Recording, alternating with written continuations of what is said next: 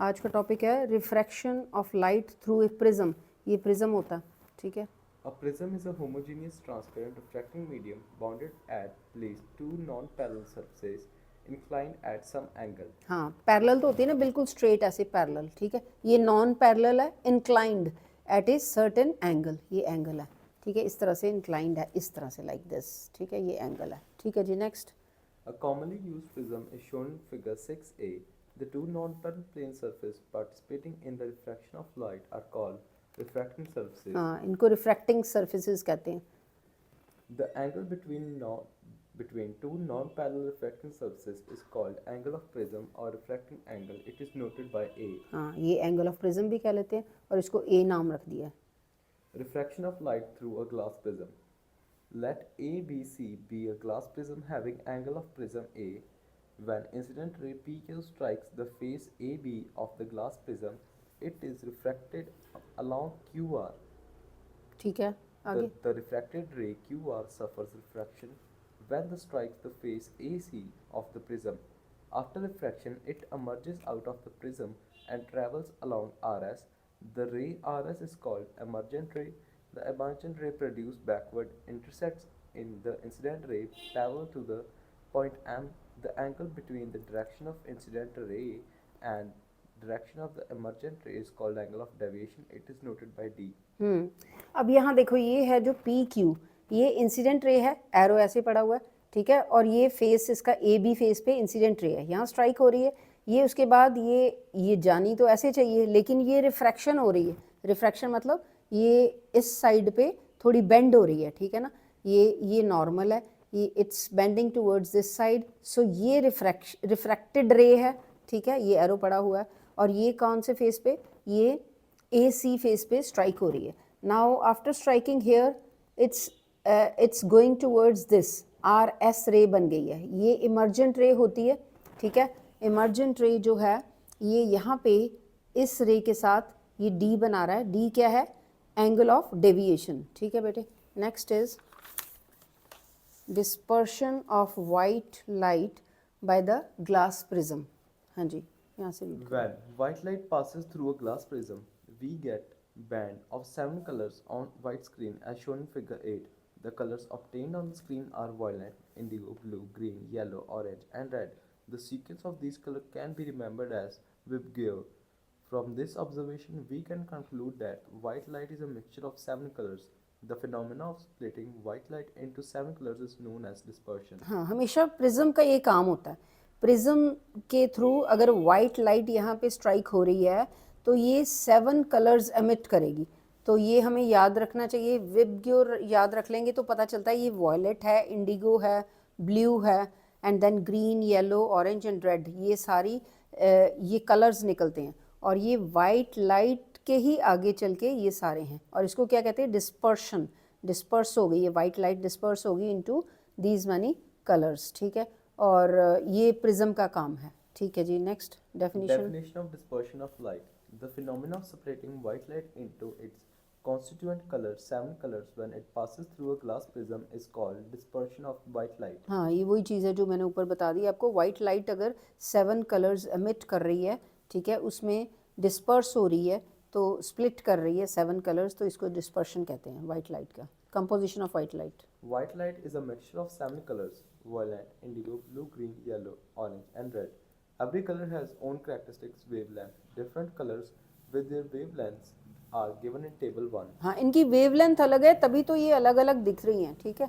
तो ये वेवलेंथ यहाँ पे भी इन्होंने दी हुई है कि हर कलर की वेवलेंथ अलग है। रेड की ये देखो इतने हैं, और ऑरेंज की ये सारे इन्होंने वेवलेंथ का टेबल दिया हुआ है, ठीक है। तो next is causes of dispersion. क्यों डिस्पर्स होती है वाइट लाइट 7 कलर्स में? White light White light consists of 7 colors: red, orange, yellow, green, blue, indigo, and violet. Each color has its own characteristics wavelength. The wavelength of the red color is longest and the wavelength of violet color of the light is the shortest. The speed of the light depends upon the wavelength or color of light.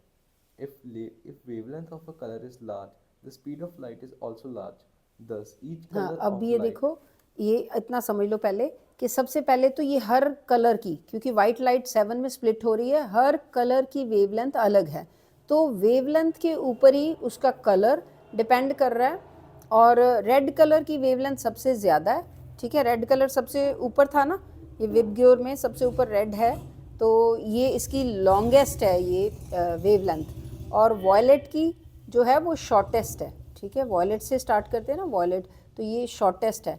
तो speed of light, speed भी इसके ऊपर depend करती है और colour भी इसके ऊपर ही डिपेंड करता है, किसके ऊपर, वेवलेंथ के ऊपर। If the wavelength of the colour is large, large किसकी थी, रेड की, ठीक है, speed is also large, speed भी ज़्यादा होगी, ईच कलर, आगे पढ़ो।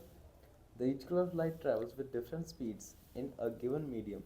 The speed of red color is more than the speed of yellow color and so on. हाँ, स्पीड ऑफ, देखो सबसे पहले, अब फिर सर्कल कर लो जैसे हम सर्कल करते होते हैं, रेड कलर की लॉन्गेस्ट क्या है, वेवलेंथ, ठीक है, लॉन्गेस्ट है, और वॉयलेट कलर की शॉर्टेस्ट है। तो रेड कलर के बारे में आगे और क्या दिया हुआ है कि इसकी स्पीड जो है, ये देखो, speed of red colour is सबसे ज़्यादा, more than every colour, more than orange, तो ऑरेंज की मोर देन येलो, येलो की मोर देन ग्रीन, और जो ये वॉयलेट है, वॉयलेट की स्पीड क्या होगी, सबसे कम, ये देखो, speed of violet colour is least, least मतलब सबसे कम, ठीक है, और वॉयलेट की जो ये क्या था, वेवलेंथ शॉर्टेस्ट, बस ये जो है कीवर्ड आपने याद रखने हैं। यहाँ से पढ़ो अब। The red color having the highest speed in the glass prism deviates least from its path. अब ये भी बहुत इंपॉर्टेंट बात है, अब रेड कलर की सबसे ज़्यादा स्पीड है और डेविएट लीस्ट करता है, डेविएट मतलब बेंड, बेंड सबसे कम होता है, इसीलिए सबसे टॉप पे है, तो बेंड सबसे ज़्यादा क्या होता है, वॉयलेट कलर, तो इसीलिए सबसे नीचे। तो ये चीज़ें जो हैं ये सारी कंट्राडिक्टरी हैं, मतलब यहाँ पे जो लिखा है, कहाँ पे लॉन्गेस्ट लिखा है, कहाँ पे शॉर्टेस्ट लिखा है, ये चीज़ें आपकी गलत, स्पीड किसकी ज़्यादा है, किसकी कम है। अब देखो, रेड की लॉन्गेस्ट है वेवलेंथ, और रेड का जो है स्पीड सबसे ज़्यादा है, लेकिन रेड की डेविएशन सबसे कम है, ये आपने उल्टा पुल्टा नहीं लिखना। और वॉयलेट की डेविएशन, डेविएशन मतलब जो बेंड होती है, जो स्ट्राइक होने के बाद जो बेंड होती है रे, तो वॉयलेट की सबसे, वॉयलेट कलर हैज़ लीस्ट, सबसे कम स्पीड है, और डेविएट्स द मोस्ट, डेविएशन सबसे ज़्यादा है। ये चीज़ें कीवर्ड मैंने अंडरलाइन कर दिए। नेक्स्ट पढ़ो यहाँ से। Therefore, when a white light passes through a glass prism, different constituent colors come out of the prism at different angles of deviation. This gives rise to the dispersion of white light. ये अब reason आ गया, question ये था ना cause of deviation, तो cause of deviation का cause कहाँ छुपा हुआ है, इस पूरे पैराग्राफ में ये कॉज है। ये मेन नंबर लेने वाला काम ये याद करना है कि ग्लास प्रिज्म से जब वाइट लाइट ट्रैवल करती है तो हर कलर की वेवलेंथ अलग है, और उसके एंगल ऑफ डेविएशन जो है वो भी डिफरेंट हैं। ये इसका जो आंसर है कॉजेज़ का, कि कॉज डिस्पर्शन होती क्यों है, मतलब वाइट लाइट 7 में स्प्लिट क्यों होती है, क्योंकि हम कहेंगे हर कलर की लाइट का वेवलेंथ अलग है और उनका एंगल ऑफ डेविएशन अलग है, तो इसी के कारण डिस्पर्शन होती है। चलो Now we यहाँ shall से पढ़ो। the dispersion of white light in a glass prism. A glass prism splits constituent colors of white light passing through it and does not produce any color by itself. The color of white light splitted by a glass prism can be recombined to get white light by another glass prism. हाँ, एक और glass prism इससे upside down रख देंगे, ठीक है, तो फिर उसमें दोबारा ये जो विबग्योर बना है, इससे दोबारा जो विबग्योर उसमें एंटर करेगा और वाइट लाइट एमिट होगी, ऐसे भी कर सकते हैं, ठीक है। नेक्स्ट देखो, नेक्स्ट टॉपिक है हमारा ये dispersion of light in nature. Rainbow भी देखा होगा आपने स्काई में, तो रेनबो कैसे बनता है, ये देखो, You must have seen a beautiful rainbow in the sky after rainfall. This rainbow is formed due to the dispersion of sunlight. तो ये सनलाइट जो है, सनलाइट के बाद जब रेनफॉल होती है ना, अब बारिश के बाद जब सनलाइट आती है तो उसके बाद हम देखते हैं स्काई में रेनबो होता है। यहाँ से पढ़ो। Rainbow is the example of dispersion of sunlight. The formation of rainbow after rainfall is shown in figure 12. तो देखो क्या होता है कि जब सनलाइट की डिस्पर्शन होती है, रेनबो जो तभी रेनबो बनता है, ठीक है, तो डिस्पर्शन के कारण, ठीक है। ये देखो यहाँ पे वाटर ड्रॉप्स होते हैं एटमॉस्फेयर में, वहाँ से ये सनलाइट आ रही है तो ये वाटर ड्रॉप है पूरा, ये पूरा वाटर ड्रॉप है, सनलाइट पड़ रही है तो यहाँ पे ये उसमें ये विबग्योर है, वॉयलेट सबसे नीचे और आर सबसे ऊपर, ठीक है। और ये बताया हुआ है ये क्यों हो रहा है, क्योंकि डिस्पर्शन ऑफ लाइट हो रही है, ठीक है बेटे, चलो जी। When sunlight falls on a water drop suspended in air, then sunlight is refracted. The refracted sunlight splits or dispersed into a constant colors, seven colors. Those water drops suspend in air behaves as a glass prism. The red color deviates the least and the violet color deviates the most. वो वही चीज़ जो पीछे हम पढ़ी है पिछले वाले में कि रेड कलर जो है वो उसकी वेवलेंथ का भी आप बता सकते हो, जो हमने किया अभी, ठीक है, उसकी वेवलेंथ क्या होती है, सबसे लॉन्गेस्ट होती है और स्पीड सबसे ज़्यादा होती है और डेविएशन सबसे कम होती है। पीछे भी हमने यही किया। Condition of observing rainbow, rainbow हम कैसे ऑब्जर्व कर सकते हैं, उसकी कंडीशन क्या है? Rainbow is observed during a rainfall or often a rainfall or when we look at a water fountain provided the sun is the back of the observer. हाँ, sun should be at the back of the observer, जो देख रहा है सन जो है उसके पीछे होना चाहिए, ठीक है, तो फिर हमें ये रेनबो दिखता है, ठीक है जी। नेक्स्ट टॉपिक है हमारा ये ट्विंकलिंग ऑफ स्टार है, उससे पहले हम एटमॉस्फेरिक रिफ्रैक्शन पढ़ लेते हैं। Atmospheric refraction. The refraction of light taking place in the atmosphere is known as atmospheric refraction. हाँ, अपने आप एटमॉस्फेयर में जब रिफ्रैक्शन होती है, ठीक है, तो उसको क्या कहते हैं, refraction, atmospheric refraction. The refraction of light takes place when light goes from the optically rarer medium to an optical denser medium or vice versa. The Earth's atmosphere has air all around. The air in the atmosphere is the form of layers. The different layers of the air have different densities. As we go higher and higher, the density of the layers of the air goes on decreasing. Thus, the layer is close to the to the surface of the Earth. Have more density than the density of Air layers for away from the surface of the earth. Therefore, the layers of air close to the surface of the earth behaves as optically denser medium, and the layers of air far away from the surface of the earth behaves as optically rarer medium. When sunlight enters the earth atmosphere, it continuously goes from rarer to the denser medium, and hence refraction right takes place. Atmospheric refraction gives rise to many optical phenomena which are discussed below. हाँ, सबसे पहले तो ये याद रखो, देखो ये हम कहाँ रहते हैं, अर्थ पे, ठीक है, अर्थ पे रहते हैं, ठीक है, तो इसके ऊपर क्या होता है, ओजोन लेयर तक, यहाँ तक क्या है, एटमॉस्फेयर। ये अगर ओजोन लेयर है, ठीक है, O3 लेयर, ओजोन लेयर, और ये अर्थ की सरफेस है, तो इन बिटवीन क्या है, एटमॉस्फेयर। अब कहते हैं जैसे हम धरती से ऊपर ऊपर जाते हैं तो एयर की डेंसिटी कम होती जाती है, तो फिर अब ध्यान रखो, जब ये अगर सरफेस ऑफ अर्थ है, यहाँ पे एयर की डेंसिटी ज़्यादा है, डेंसिटी, ठीक है, तो डेंसर मीडियम आ गया। ऊपर जाएंगे, यहाँ पे डेंसिटी कम है, जहाँ पे डेंसिटी कम होती है उसको रेरर कहते हैं, rarer medium, rarer to denser.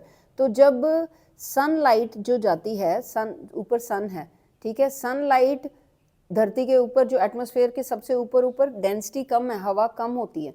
आपको पता ही है जब माउंटेन्स के ऊपर जाते हैं तो वहाँ ऑक्सीजन की कमी होती है, पता है ना, तभी ऑक्सीजन सिलेंडर लेके जाते हैं माउंटेनियर्स कई बार। तो यहाँ पे ये क्या है कि रेरर मीडियम, जहाँ पे डेंसिटी कम होती है वो रेरर मीडियम होता है। रेरर नीचे आएंगे धरती के पास तो वहाँ डेंस एयर काफ़ी होती है, तो रेरर टू डेंसर जब भी लाइट एंटर करती है तो रिफ्रैक्शन ऑफ लाइट होता है, उसके कारण हमें ये क्या दिखता है, ट्विंकलिंग ऑफ स्टार पढ़ो। Light emitted by distant stars act as a point source of light, passes through the atmosphere of the earth before reaching our eyes. The atmosphere of the earth is not uniform but consists of many layers of air of different densities. The layer of air close to the surface of the earth are optically denser. As we go higher and higher, the density of layers of air refractive index decreases progressively. ठीक है। As the light from a star enters the uppermost layer of the atmosphere, it bends towards normal when it enters the next layer. This process continues till the light enters our eyes. So, due to refraction of light, the apparent position of the star is different from the actual position of the star. Moreover, the different layers of the atmosphere are mobile and the temperature of the density of layer atmospheric changes continuously.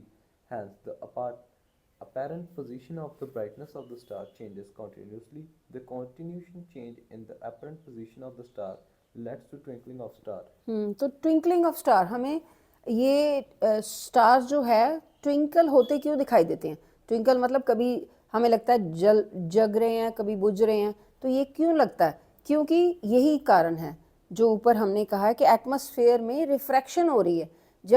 जब देखो rare to denser medium जाती है ना कोई भी light की ray, तो फिर that bends towards a normal, ठीक है? तो एक लेयर नहीं है धरती, यहाँ पे धरती की सरफेस है, यहाँ पे हम खड़े हैं जो हम स्टार्स की तरफ देख रहे हैं, ठीक है? तो हम देखेंगे स्टार्स यहाँ पे ऊपर हैं, एटमॉस्फेयर यहाँ पे। जब ये स्टार से लाइट आ रही है, पहली लेयर, एयर की कितनी सारी लेयर्स हैं, कोई एक लेयर नहीं, कितनी सारी लेयर है। यहाँ पे बहुत कम डेंसिटी वाली एयर है, यहाँ पे ज़्यादा, यहाँ से उससे ज़्यादा, यहाँ से सबसे ज़्यादा डेंसिटी वाली एयर होती है। तो ये क्या होगा, जब ये लाइट स्टार से यहाँ पे आएगी एटमॉस्फेयर में, ठीक है, यहाँ से फिर रिफ्रैक्शन होती है। आपको ये भी किया हुआ आपने, रिफ्रैक्शन ऑफ लाइट का जो चैप्टर था हमने किया था, ये याद करो, ये वाला डायग्राम, ये नॉर्मल है, ये इंसिडेंट रे है, और ये सीधा नहीं, इधर सीधी नहीं जाएगी, यहाँ पे बेंड टूवर्ड्स अ नॉर्मल, यहाँ पे आ जाएगी when it goes from rare to denser. ये हमने यहाँ पे पानी रखा था, यहाँ पे एयर है, एयर को रेयर मीडियम कहते हैं और पानी को डेंसर कहते हैं, एयर, ठीक है, ऑप्टिकली। तो अब हम बात कर रहे हैं एयर की ही, यहाँ पानी नहीं है, ये सारी एयर है, एयर की डेंसिटी में भी फ़र्क है। यहाँ पे फिर जो कम डेंसिटी वाली एयर है उसको कहते हैं रेयर, ऑप्टिकली रेयर। जो ज़्यादा डेंसिटी वाली नीचे नीचे आदि हर जो लेयर ऑफ एयर है उसमें से रिफ्रैक्शन होती जाएगी, और ये जो लाइट जो है इस तरफ, ये रे जो है रिफ्रैक्ट होगी, थोड़ा बेंड टूवर्ड्स अ नॉर्मल होगी।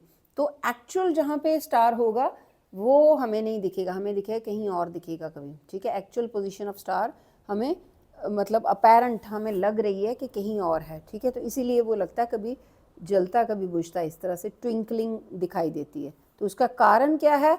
यही है एटमॉस्फेरिक रिफ्रैक्शन। नेक्स्ट इज, ये प्लैनेट्स का भी पढ़ लो। प्लैनेट्स डोंट ट्विंकल, ठीक है, वो प्लैनेट्स ट्विंकल नहीं करते। Planets are very close to the Earth compared to stars. The planet act as extended source of light, so the intensity of light we receive from the planet is very large. Therefore, the small variation in brightness of the planets due to the atmospheric refraction is not detected. Hence, planets do not twinkle. हाँ, ये भी question आ सकता है कि planets क्यों नहीं twinkle करते। Planets एक तो धरती के पास हैं, स्टार दूर होते हैं, ठीक है, और प्लैनेट्स जो हैं उनकी जो लाइट है, एक्सटेंडेड सोर्सेज ऑफ लाइट, मतलब उसकी इंटेंसिटी, उसकी लाइट बहुत तेज़ है, तो इसलिए हमें लगता है कि उनकी जो है वेरिएशन ब्राइटनेस में बहुत कम लगती है। तो इसीलिए हमें लगता है कि ये पक्के ही जल रहे हैं, इसकी ट्विंकलिंग नहीं होती। कभी आप ऊपर देखोगे स्काई में तो प्लैनेट्स जो दिखते हैं वो ट्विंकल नहीं होते, स्टार ट्विंकल होते हैं, ठीक है जी। Next, We can see the sun for few minutes even after it has actually Set. set. Actual sunset sets when it is below the horizon in the evening. The rays of light from the sun below the horizon reach our eyes because of refraction of the light through atmosphere. These rays appear to come from the apparent position of the sun, which is above the horizon as shown in figure 14. Hence, ठीक है, Hence, we can see the sun for few minutes, about 2 minutes, even after it has actually set. Similarly, the sun can be seen about 2 minutes before it actually rises. Thus, we gain about the 4 minutes of additional daily light each day. हाँ देखो, 2 minute जब सन निकलता है सुबह morning में, ठीक है, sun rise होता है, सन निकलता है जब, तो निकलने से 2 मिनट पहले हम देख लेते हैं, ठीक है, और सन जब डूबता है, मतलब सन सेट होता है, तो डूब गया, सन सेट हो गया, उसके 2 मिनट बाद तक भी हमें दिखता है, तो 4 मिनट हमें फालतू का दिखता है। क्यों? उसका रीज़न क्या है? Reason is again atmospheric refraction. ठीक है, हम उसके जो एक्चुअल हॉरिजन है, जो सन बिलो द हॉरिजन है, वो भी हमारी आंखों तक पहुंच जाता है। क्यों? ये है इसका रीज़न, ये है, और रीज़न आपको आना चाहिए, refraction of light through the atmosphere. So atmospheric refraction के कारण हमें 4 मिनट एक्स्ट्रा सन दिखता है। ठीक है, नेक्स्ट देखो, द सन अपीयर्स ओवल, गोल दिखता है, और फ्लैटेंड एट सनसेट, जब सन डूबता है तो फ्लैट सा दिखता है या ओवल दिखता है, and sunrise but appears circular at noon. हाँ, दोपहर को बिल्कुल सर्कल दिखता है और ओवल दिखता है। ओवल क्या होता है? जैसे कि एग शेप का, और या फ्लैट सा दिखता है हमें जब सन सेट होता है या सनराइज होता है, लेकिन आफ्टरनून में वो सर्कल दिखता है। At sunset and sunrise, the sun is near the horizon. The ray of light from the upper and lower edge of the sun bend unequally while traveling through the atmosphere. As a result of this phenomena, the sun appears oval or flattened. At noon, the sun is overheated. The ray of light from the sun enter the atmosphere normally, and hence they do not bend at all while passing through the atmosphere. Therefore, the sun appears circular at noon. हाँ, अब देखो ये सन जो नून में बिल्कुल हमारे head के ऊपर होता है जब नून होती है, ठीक है, आफ्टरनून होती है, तो फिर वहाँ पे जो रेज है ना वो बेंड नहीं होती, डोंट बेंड टुवर्ड्स नॉर्मल होती थी ना, जो वहाँ पे ये चीज़ नहीं है, इसीलिए हमें सर्कुलर दिखता है। और यहाँ पे जब हॉरिजन पे होता है तो फिर वो उनकी जो लाइट है, लाइट रेज हैं जहाँ उससे आ रही हैं, ठीक है, तो वो अनइक्वली ट्रेवल करती हैं, बेंड होती हैं, ठीक है, तो इसी वजह से हमें वो फ्लैट